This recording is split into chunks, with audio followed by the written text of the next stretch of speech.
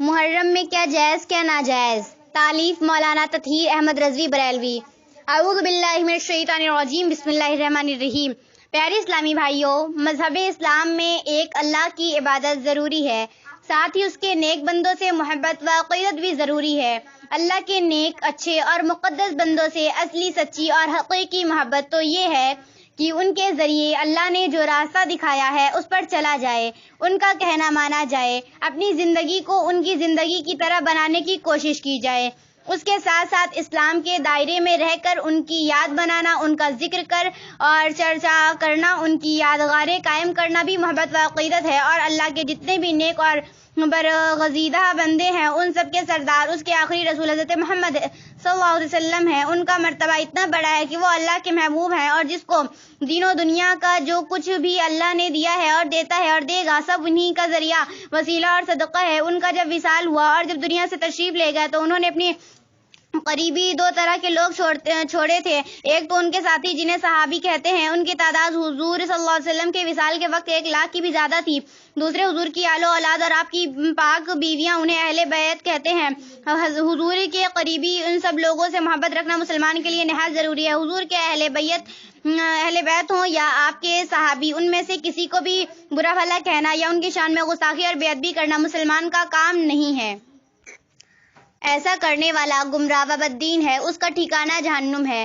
حضور کے اہل بیت میں ایک بڑی ہستی امام عالی مقامی سیدنا حسین بھی ہیں۔ ان کا مرتبہ اتنا بڑا ہے کہ وہ حضور کے صحابی بھی ہیں اور اہل بیت میں سے بھی ہیں، یعنی آپ کی پیاری بیٹی کے پیارے بیٹے، آپ کے پیارے اور چہیتے نواسے ہیں۔ رات رات بھر جاگ کر اللہ کی عبادت کرنے والے اور قرآن عظیم کی تلاوت کرنے والے متقی، عبادت گزار، پرہیزگار بزرگ اللہ کے بہت بڑے ولی ہیں، ساتھ ہی مذہب اسلام کے لیے راہ خدا میں گلا کٹانے والے شہید بھی ہیں۔ محرم کے مہینے کی 10 تاریخ کو جمعہ کے دن 61 ہجری میں، یعنی حضور کے وصال کے تقریباً 50 سال کے بعد، آپ کو اور آپ کے ساتھیوں اور بہت سے گھر والوں کو ظالموں نے ظلم کر کے کربلا نام کے ایک میدان میں 3 دن پیاسا رکھ کر شہید کر دیا۔ اسلامی تاریخ کا یہ ایک بڑا سانحہ اور دل ہلا دینے والا حادثہ ہے۔ 10 محرم، جو کہ پہلے ہی سے ایک تاریخی اور یادگار دن تھا، اس حادثے نے اس کو اور بھی زندہ و جاوید کر دیا۔ پھر اس دن کو حضرت امام حسین کے نام سے جانا جانے لگا، گویا کہ یہ حسینی دن ہو گیا، کہ بے شک ایسا ہونا ہی چاہیے۔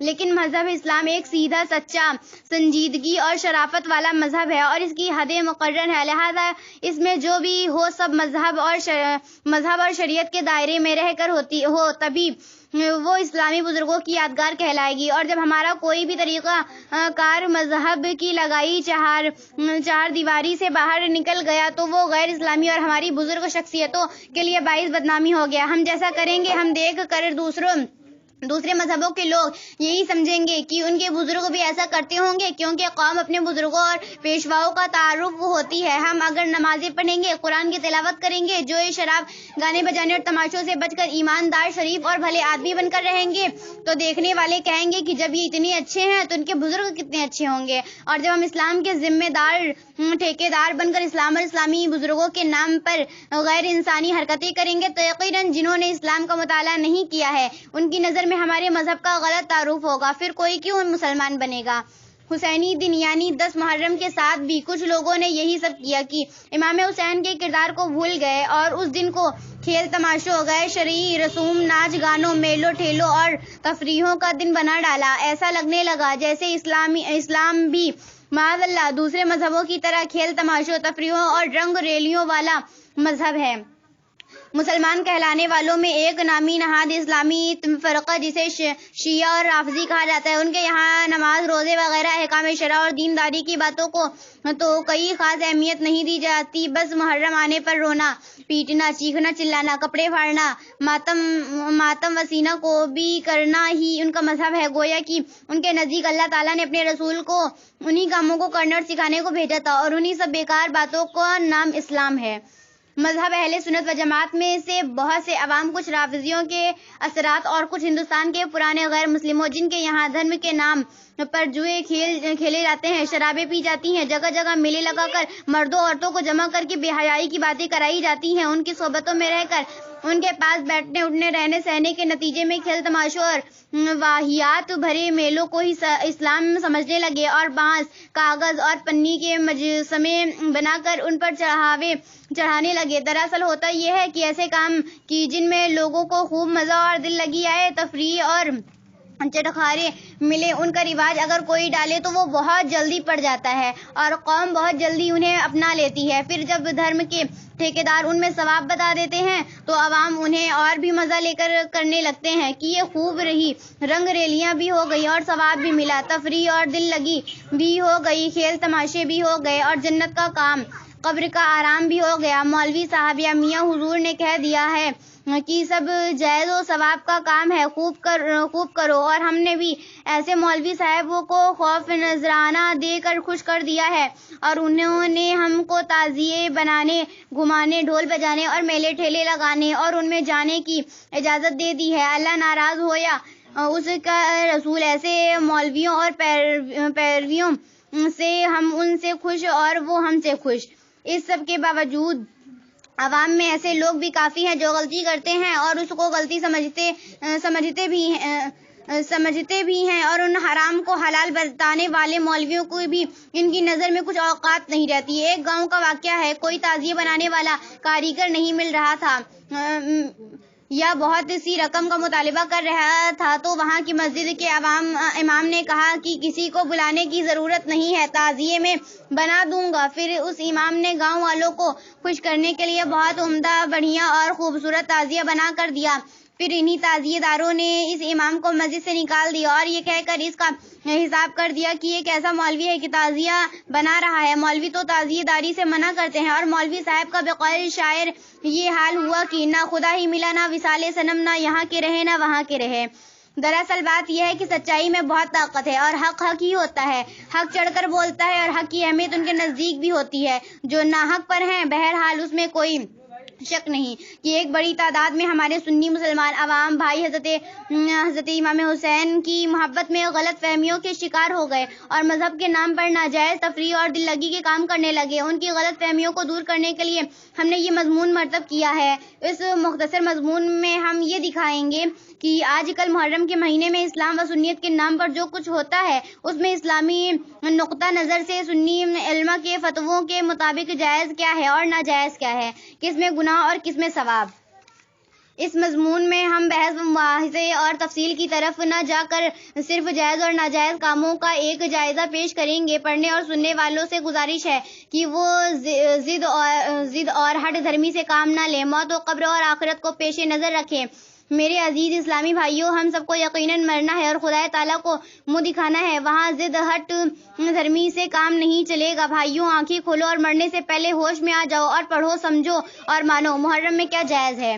ہم پہلے ہی لکھ چکے ہیں کہ حضرت امام حسین ہوں یا دوسری عظیم اسلامی شخصیتیں، ان سے اصلی سچی حقیقی محبت و عقیدت تو یہ ہے کہ ان کے راستے پر چلا جائے اور ان کا راستہ اسلام ہے۔ پانچوں وقت کی پابندی کی جائے، رمضان کے روزے رکھے جائیں، مال کی زکوٰۃ نکالی جائے، بس کی بات تو ہو تو زندگی میں ایک مرتبہ حج بھی کیا جائے، جوئے، شراب، زنا، سود، جھوٹ، غیبت، فلمی گانوں، تماشوں اور پکچروں وغیرہ ناجائز و حرام کاموں سے بچا جائے، کسی کی حق تلفی نہ کی جائے اور اس کے ساتھ ان کی محبت و عقیدت میں مندرجہ ذیل کام کیے جائیں تو کچھ حرج نہیں بلکہ باعث و خیر و برکت ہے۔ نیاز و فاتحہ۔ حضرت امام حسین اور جو لوگ ان کے ساتھ شہید کیے گئے ان کو ثواب پہنچانے کے لیے صدقہ و خیرات کیا جائے، غریبوں مسکینوں کو یا دوستوں پڑوسیوں رشتہ داروں وغیرہ کو شربت یا کھچڑے یا ملیدے وغیرہ کوئی بھی جائز کھانے پینے کی چیز کھلائی یا پلائی جائے اور اس کے ساتھ قرآنی آیت کی تلاوت کر دی جائے تو اور بھی بہتر ہے۔ اس سب کو عرب میں نیاز و فاتحہ کہتے ہیں۔ یہ سب بلا شک جائز اور ثواب کا کام ہے اور بزرگوں سے اظہار و عقیدت و محبت کا اچھا طریقہ ہے، لیکن اس بارے میں چند باتوں کا دھیان رکھنا ضروری ہے۔ نمبر 1، نیاز و فاتحہ کسی بھی حلال اور جائز کھانے پینے کی چیز ہو سکتی ہے، اس کے لیے شربت، کھچڑے اور ملیدے کو ضروری خیال کرنا جہالت ہے۔ البتہ ان چیزوں پر فاتحہ دلانے میں بھی کوئی حرج نہیں ہے۔ اگر کوئی ان مذکور چیزوں پر فاتحہ دلاتا ہے تو وہ کچھ برا نہیں کرتا، ہاں جو انہیں ضروری خیال کرتا ہے کہ ان کے علاوہ کسی اور کھانے پینے کی چیز پر محرم میں فاتحہ صحیح نہیں مانتا وہ ضرور جاہل ہے۔ نمبر 2، نیاز و فاتحہ میں شیخی خوری نہیں ہونا چاہیے اور نہ کھانے پینے کی چیزوں میں ایک دوسرے سے مقابلہ، بلکہ جو کچھ بھی ہو اور جتنا بھی ہو سب صرف اللہ والوں کے ذریعے اللہ تعالیٰ کے نزدیکی اور اس کا قرب اور رضا حاصل کرنے کے لیے ہو۔ اور اللہ کے نیک بندوں سے محبت اس لیے کی جاتی ہے کہ ان سے محبت کرنے اور ان کے نام پر کھانے کھلانے اور ان کی روحوں کو اچھے کاموں کا ثواب پہنچانے سے اللہ راضی ہوتا ہے، اور اللہ کو راضی کرنا ہی ہر مسلمان کی زندگی کا اصلی مقصد ہے۔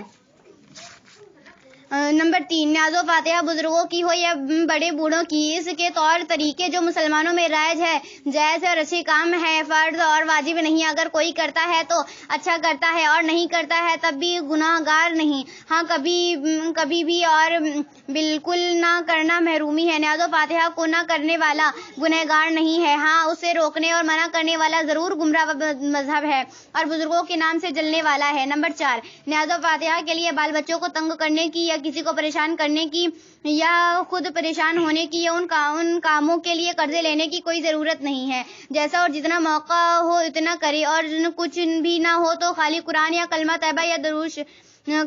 طیبہ یا درود شریف وغیرہ ذکر خیر کر کے یا نفل نماز یا روزے رکھ کر ثواب پہنچا دیا جائے تو یہ کافی ہے کہ مکمل نیاز اور پوری فاتحہ ہے جس میں کوئی کمی یعنی شرعن خامی نہیں ہے۔ خدا تعالیٰ نے اسلام کے ذریعے بندوں پر ان کی طاقت سے زیادہ بوجھ نہیں ڈالا۔ زکوٰۃ ہو یا صدقہ، فطر ہو اور قربانی صرف انہی پر فرض واجب ہے جو صاحب نصاب یعنی شرعاً مالدار ہو۔ حج بھی اسی پر فرض کیا گیا جس کے بس کی بات ہو۔ عقیقہ اور ولیمہ انہی کے لیے سنت ہے جن کا موقع ہو، جبکہ یہ کام فرض یا واجب صرف سنت ہے۔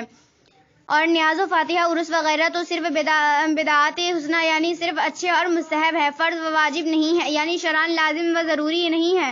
پھر نیاز و فاتحہ کے لیے قرضے لینے، پریشان ہونے اور بال بچوں کو تنگ کرنے کی کیا ضرورت ہے، بلکہ حلال کمائی سے اپنے بچوں کی پرورش کرنا بذات خود ایک قسم کی بہترین نیاز اور عمدہ فاتحہ ہے۔ خلاصہ یہ کہ عرس، نیاز و فاتحہ وغیرہ بزرگوں کی یادگاریں منانے کی جو لوگ مخالفت کرتے ہیں وہ غلطی پر ہیں، گمراہ ہیں، اور جو لوگ صرف ان کاموں کو ہی اسلام سمجھے ہوئے ہیں اور شرعاً انہیں لازم و ضروری خیال کرتے ہیں وہ بھی بڑی بھول میں ہیں۔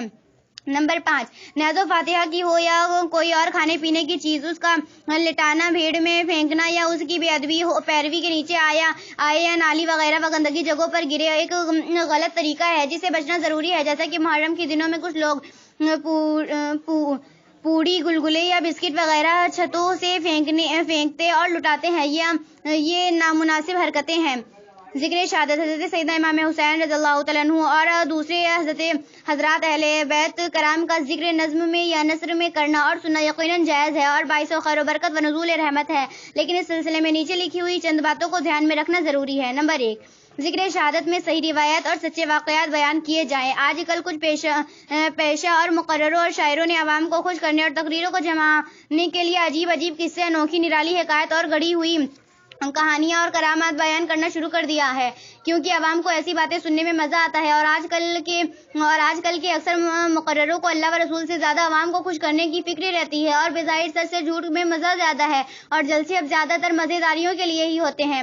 اعلیٰ حضرت شاہ امام احمد رضا قادری علیہ رحمت رضوان فرماتے ہیں، شہادت نامے، نظم یا نثر جو آج کل عوام میں رائج ہے، اکثر روایت باطلہ و بے سروپا سے مملو اکاذیب موضوعات پر مشتمل ہے۔ ایسے بیان کا پڑھنا اور سننا و شہادت نامہ ہو، خواہ کچھ اور مجلس میلاد مبارک میں ہو، خواہ کہیں اور، مطلقہ حرام و ناجائز ہے۔ فتاوی رضویہ جلد 24 صفحہ 514 مطبوعہ رضا فاؤنڈیشن لاہور، اور اسی کتاب کے صفحہ 522 پر اتنا اور ہے۔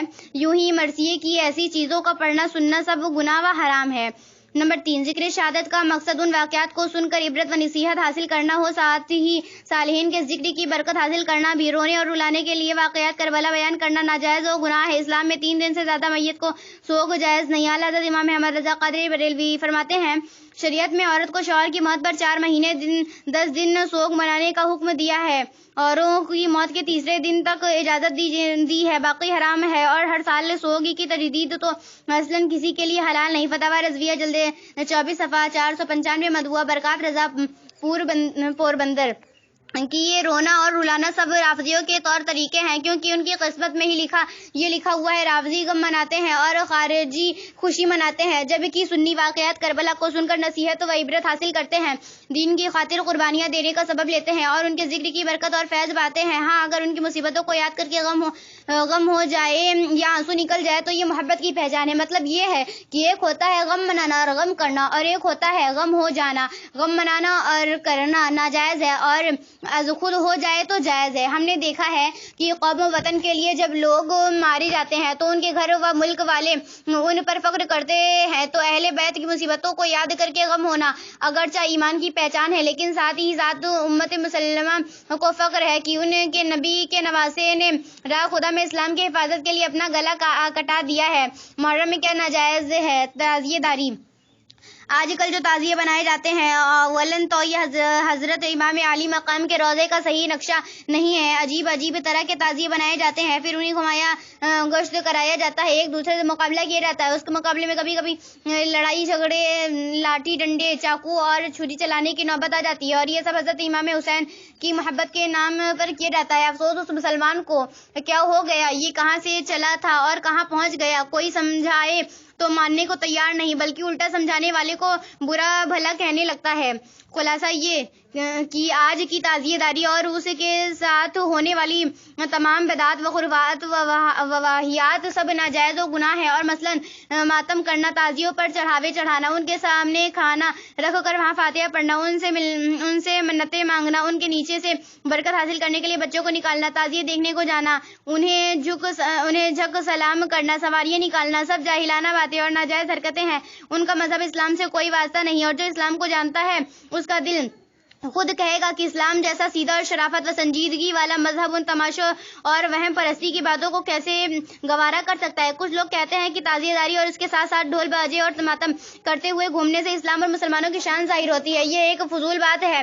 پانچوں وقت کی اذان اور محلے، بستی اور شہر کے سب مسلمانوں کو مسجدوں اور عیدگاہوں میں جمعہ اور عید کی نماز جماعت سے زیادہ مسلمانوں کی شان ظاہر کرنے والی کوئی اور چیز نہیں۔ تعزیہ داری اور اس کے ساتھ کے تماشوں، ڈھول باجوں اور کودنے پھاندنے، ماتم کرنے اور بزرگوں کے نام پر غیر شرعی عرسوں، میلوں اور آج کی قوالیوں کی محفلوں کو دیکھ کر تو غیر مسلم یہ سمجھتے ہیں کہ اسلام بھی ہمارے مذہب کی طرح تماشائی مذہب ہے، اور بجائے سدھرنے اور اسلام کی طرف آنے کے اور چڑھتے ہیں، اور کبھی اس تعزیہ داری کی وجہ سے لڑائی جھگڑے اور خون ریزی کی نوبت آ جاتی ہے، اور بے وجہ مسلمانوں کا نقصان ہوتا ہے، جبکہ نماز، روزہ، ایمانداری، سچائی، احکام شرع کی پابندی اور دینداری کو دیکھ کر غیر مسلم بھی یہ کہتے ہیں کہ واقعی مذہب ہے تو بس اسلام۔ یہ اور بات ہے کہ وہ کسی وجہ سے مسلمان نہ بنے، لیکن اس میں بھی کوئی شک نہیں کہ بہت سے غیر مسلموں کا دل مسلمان ہونے کو چاہتا ہے، اور کچھ ہو بھی جاتے ہیں اور ہوتے رہے ہیں۔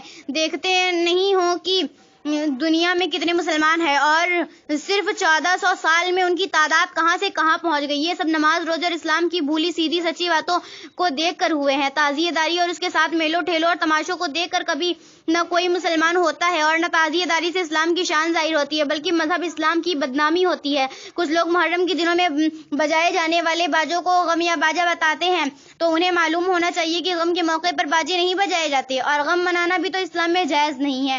بعض جگہ سننے میں آیا کہ کچھ لوگ کہتے ہیں کہ ہمارے خاندان میں تعزیہ داری پہلے سے ہوتی چلی آ رہی ہے، ایک سال ہم نے تعزیہ نہیں بنایا تو ہمارا فلاں نقصان ہو گیا، یہ بیمار ہو گئے یا گھر میں کوئی مر گیا۔ یہ بھی جاہلانہ باتیں ہیں، پہلے تو ایسا ہوتا نہیں، اور ہو بھی جائے تو یہ ایک شیطانی چال ہے۔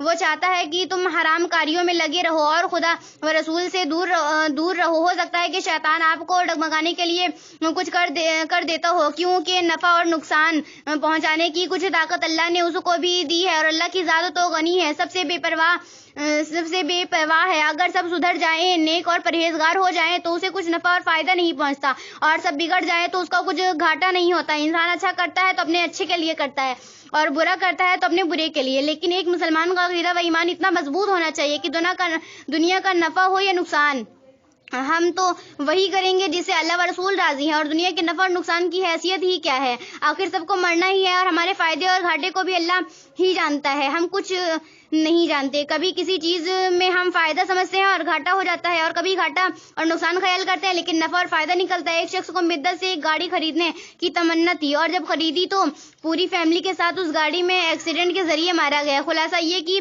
اپنے سب کام اللہ کی مرضی پر چھوڑ دیجئے، اس کے بتائے ہوئے راستے پر چلنا زندگی کا مقصد بنا لیجئے، پھر جو ہوگا دیکھا جائے گا، اور وہی ہوگا جو اللہ چاہے گا۔ کچھ لوگ کہتے ہیں کہ تعزیہ اور تخت بنانا سجانا ایسا ہی جیسے جلسے جلوس اور میلاد کی محفلوں کے لیے شامیانے، پنڈالوں، سڑکوں، گلیوں اور گھروں کو